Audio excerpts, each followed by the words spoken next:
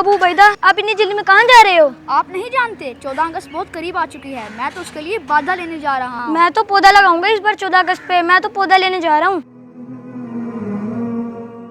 अस्सलाम वालेकुम। वालेकुम अस्सलाम। यहाँ सबसे सस्ता पौधा कौन सा है? आए भैया, ये देखें भाई, ये 150 का है और ये भी 150 का है और ये 100 रुपये का है। ये दे दें एक।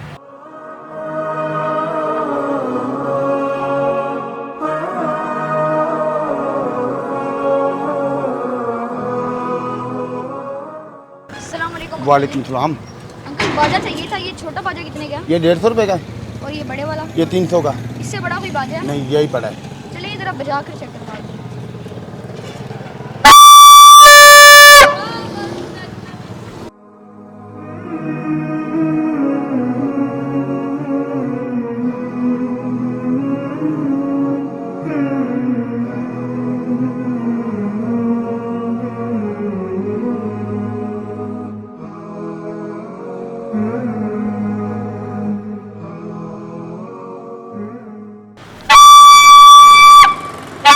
अब फैसला आपने करना है। कि पौधा खरीदें या बाजा?